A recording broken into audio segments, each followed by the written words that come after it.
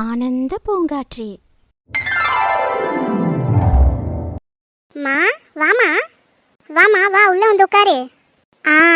இருக்கட்டும்மா. அம்மா உட்காருமா, டீ எடுத்துன்னு வரேன். எங்கம்மா பேத்திங்க உங்கள் வீட்டுக்காரு யாருமே காணோம்.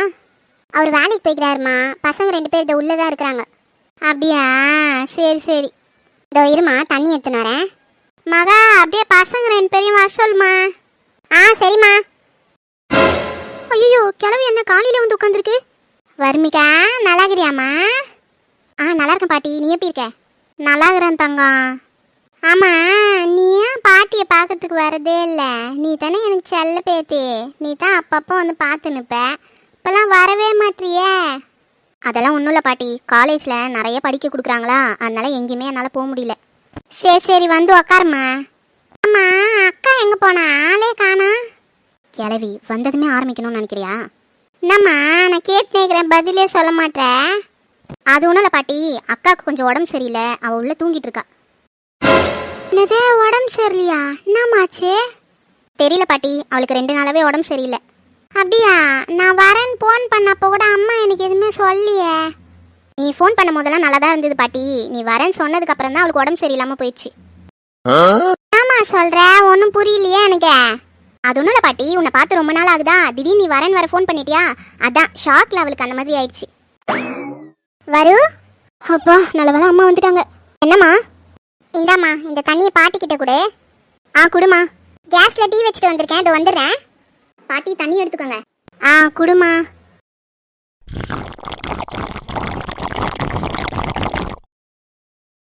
சரிம்மா, நீ இங்கே உக்காந்துரு. நான் போயிட்டு கிச்சனில் அம்மா கிட்ட இந்த கிளாஸை குத்துட்டு அப்படியே மூஞ்சி கை காலெலாம் கழுவின்னு வரேன். பரவாயில்ல பாட்டி, கிளாஸ் கொடு, நானே எடுத்துகிட்டு போகிறேன். இல்லைம்மா இருக்கட்டும், நீ இங்கே உக்காந்துரு, நான் போய் மூஞ்சி கை காலெலாம் கழுவின்னு வரேன். சரி பாட்டி, பார்த்து போ பாட்டி. சரிம்மா. ஐயோ, இந்த கிளவி கிச்சனுக்கு போதுன்னா அம்மா கிட்ட ஏதோ போட்டு கொடுக்க போதுன்னு நினைக்கிறேன். இப்போ தான் அம்மாவை கொஞ்சம் கன்வின்ஸ் பண்ணி வச்சுருந்தோம். ஆனால் இந்த கிளவி வந்து எல்லாத்தையும் போட்டு உடச்சிரும் போல இருக்கே. அறிவக்கா எங்கக்கா போனீங்க இந்த டைமில் போய்? சரி, அறிவக்கா கால் பண்ணி பார்க்கலாம், அவங்க தான் நல்ல ஐடியா கொடுப்பாங்க.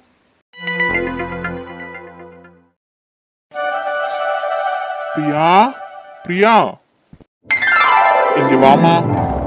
என்ன டாடி சொல்லுங்க. ஆஃபீஸ்ல மீட்டிங் நிறைய இருக்கு பிரியா, எல்லாத்தையும் முடிச்சுட்டு வந்துடுறேம்மா. நான் நைட்டு வர்றதுக்கு லேட் ஆகும், எனக்காக வெயிட் பண்ணாத, சாப்பிட்டு தூங்கிடுனே. Okay daddy. Daddy ticket confirm ஆயிடுச்சா? கன்ஃபார்ம் ஆயிடுச்சுமா. கண்டிப்பா நாளைக்கு உங்க மாமா வீட்டுக்கு போறோம். நாளைக்கே வா? சூப்பர் டாடி, எனக்கு ரொம்ப சந்தோஷமா இருக்கு டாடி. ஏமா, உங்க மாமா வீட்டுக்கு போறதுன்னா அவ்வளோ பிடிக்குமா? ஆமாம் டாடி, ஏன்னா அம்மா பிறந்த வீடுல. பிரியாமா, ஃபீல் பண்ணாதம்மா, அதான் டாடி இருக்கேன்ல. நான் அதை நினச்சி ஃபீல் பண்ணக்கூடாதுன்னு நினச்சாலும் என்னால் முடியல டாடி. அடிக்கடி மம்மி ஞாபகம் வந்துட்டே இருக்கு. அப்போ டாடி உன்னை நல்லா பார்த்துக்கலன்னு நினைக்கிறியாமா? ஐயோ டாடி, நான் அப்படிலாம் சொல்ல வரல. எனக்கு டாடியாவும் மம்மியாவும் இருந்து என்னை ரொம்ப நல்லா பார்த்துக்கிறீங்க. இருந்தாலும் எனக்கு மம்மி இல்லைன்ற வருத்தம் கொஞ்சமாக இருக்கும்ல. எனக்கும் என் பொண்டாட்டி போனதுல வருத்தம் தான். விடு பிரியாமா, இதை பற்றி பேசிகிட்டே இருந்தோன்னா நீயும் நானும் மூலையில் உட்காந்து ஃபீல் பண்ணிகிட்டே இருக்க வேண்டியதான்.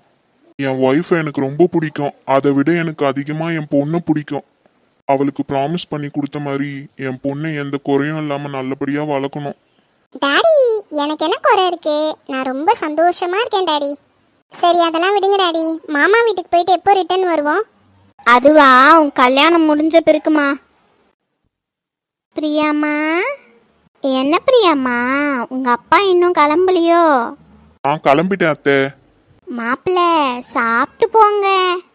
இல்ல அத்தை, எனக்கு ரொம்ப முக்கியமான மீட்டிங்லாம் இருக்கு, நாளைக்கு வேற ஊருக்கு போகணும்ல, அதனால எல்லா ஒர்க்கும் இன்னைக்கே முடிச்சுட்டு வரணும் அத்தை. நம்ம திரும்பி எப்போ வருவோம்னு தெரியல. அப்படியா, சரிங்க மாப்பிள்ள. அத்தை, பிரியாவை பத்திரமா பார்த்துக்கோங்க. நான் மீட்டிங்லாம் முடிச்சுட்டு வர லேட் ஆயிடும். நீங்க எனக்காக வெயிட் பண்ண வேணாம், நீங்க சாப்பிட்டு தூங்குங்க. சரிங்க மாப்பிள்ள. அம்மாடி பிரியா. பாட்டி, நீயே என் 2வது பேரன் சந்தோஷிக்கு ஏத்த ஜோடி. பாட்டி?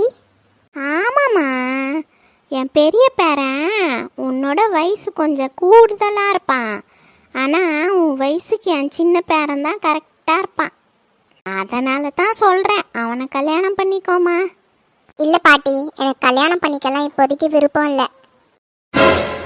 ஏம்மா அப்படி சொல்ற? என் சின்ன பேரனை கல்யாணம் பண்ணிக்கோ, அவனும் ரொம்ப நல்லவன், உன்னை நல்லா பார்த்துப்பான். பாட்டி, நான் ஒன்று சொல்ல மறந்துட்டேன். வீடு க்ளீன் பண்ண ஆளுங்க வந்திருக்காங்க, கொஞ்சம் கார்டனையும் க்ளீன் பண்ண சொல்லுங்களேன். சரிம்மா, அதோ போய் சொல்கிறேன். பிரியா, டாடி. என்ன பிரியாம்மா இப்படி சொல்லிட்ட? கல்யாணமே பண்ணிக்க மாட்டேன்னு. டாடிக்கு ரொம்ப கஷ்டமா இருக்குமா. எல்லா பிள்ளைங்களும் கல்யாணம் பண்ணி சந்தோஷமா இருக்கும்போது என் பிள்ளை தனியா இருந்தா எனக்கு வருத்தம் இருக்காதா? அப்புறம் என்ன சொல்லுவாங்க? அம்மா இல்லாத பொண்ணு, அதனாலதான் இப்படி விட்டு வச்சிருக்காங்கன்னு தானே சொல்லுவாங்க. ஐயோ டாடி, நீங்களும் பாட்டி மாதிரி புரியாம பேசாதீங்க டாடி. நான் கல்யாணம் பண்ணிக்க மாட்டேன்னு சொல்லலை, சந்தோஷ கல்யாணம் பண்ணிக்க மாட்டேன்னு தான் சொன்னேன். ஏன் பிரியாம்மா? ஏன் பிரியாம்மா? இல்லை டாடி, எனக்கும் அவனுக்கும் செட் ஆகாது. எனக்கு கார்த்திகை தான் பிடிக்கும். முடிஞ்சா எனக்கு கார்த்திகை கல்யாணம் பண்ணி வைங்க, இல்லைன்னா எனக்கு கல்யாணமே வேணாம். என்ன பொண்ணு இந்த மாதிரி சொல்லிட்டு போறா? எதுவா இருந்தா என்ன, அவங்க மாமா பையனை கட்டிக்கணும்னு தானே ஆசைப்படுறா. என் பொண்ணு ஆசைப்பட்டதெல்லாம் கொடுக்கலன்னா நான் என்ன அப்பா? கண்டிப்பா இவ ஆசையை நான் நிறைவேற்றுவேன். அண்ணே, சாப்பாடெல்லாம் ரொம்ப சூப்பரா இருந்ததுண்ணே. அப்படியாம்மா? ஆமாண்ணே, ரொம்ப அருமையா இருந்தது. சமைச்ச ஆளுங்களுக்கு நான் ரொம்ப நன்றி சொல்லணும். இந்த மாதிரி ருசியான சாப்பாடை என் வாழ்க்கையில சாப்பிட்டு ரொம்ப நாள் ஆகுதுண்ணே. உனக்கு நன்றி சொல்லணும்னா ஃபர்ஸ்ட் உங்க அண்ணிக்கு சொல்லுமா. என்னென்ன சொல்ற? ஆமாம்மா, நீ வரேன்னு பார்த்து பார்த்து சமைச்சது உங்க அண்ணி தான். அப்படியா அண்ணி, நீங்களா சமைச்சீங்க? ஆமா ராஜி, நான் தான் சமைச்சேன். என்னால நம்பவே முடியலண்ணே, அருமையா சமைச்சிருக்காங்க. கல்யாணம் பண்ணி வந்த புதுசுலலாம் அண்ணிக்கு சமைக்கவே தெரியாதுல்ல. ஆமாம்மா, ஆனா போக போக உங்க அண்ணி சூப்பரா சமைக்க கத்துக்கிட்டா. வீட்டுல இருக்க சர்வெண்ட் எல்லாம் எல்லா வேலையும் செய்வாங்க, ஆனா சமையல் மட்டும் என் பொண்டாட்டி தான் செய்வா. ஓ அப்படியாண்ணே. சரிம்மா, அதெல்லாம் இருக்கட்டும். மோகன்ராஜ்க்கு பொண்ணு பாத்தியா இல்லையா? எங்கண்ணே, ஒன்னும் செட் ஆக மாட்டேங்குது. என்னம்மா ராஜி இப்படி சொல்ற? ஆமாண்ணே, கோயில் கோயிலா போய் வேண்டிக்கிறேன், ஊர் ஊரா பொண்ணு தேடி போறேன், அவனுக்கு எதுவும் செட் ஆக மாட்டேங்குதுண்ணே. என்னம்மா சொல்ற? வயசு 32 ஆகல அவனுக்கு? ஆமாண்ணே, 32 வயசு ஆயிடுச்சு, இன்னும் எந்த பொண்ணும் செட் ஆகல. இத்தனைக்கும் அவனை நல்லா படிக்க வச்சு நல்ல வேலையில தான் வச்சிருக்கேன். மாசம் 80,000 சம்பளம் வாங்குறான், இருந்தாலும் அவனுக்கு பொண்ணு கிடைக்கலண்ணே. ஐயோ, கேட்கவே ரொம்ப வருத்தமா இருக்கேம்மா. எனக்கு மட்டும் ஒரு பொண்ணு இருந்திருந்தா உன் பிள்ளைக்கு எப்பயோ கட்டி வச்சிருப்பேனே. ஆமாண்ணே, அதை நினைச்சு நான் பல முறை வருத்தப்பட்டிருக்கேன். சரிம்மா, நீ வருத்தப்படாத. நான் தெரிஞ்ச ஆளுங்கிட்ட எல்லாம் சொல்லி வைக்கிறேன், தெரிஞ்ச புரோக்கருங்கிட்டையும் பேசி வைக்கிறேன்னா கண்டிப்பா பொண்ணு கிடைக்கும், கவலைப்படாத. பொண்ணு மட்டும் கிடைச்சா இந்த உலகத்திலே சந்தோஷப்படுற ஆள் நானா தான் இருப்பேன். கவலைப்படாத ராஜி, ஒருவேளை உனக்கு ரொம்ப நல்ல மருமகளா வரணும் தான் தள்ளி தள்ளி போகுது போல. நானும் அப்படி நினைச்சுதான் மனசை தேத்திக்கிறேன். எந்த மகராசி வரப்போறாளோ யாருக்கு தெரியும். அத்தை. வாப்பா கார்த்தி, நல்லாகிறியா?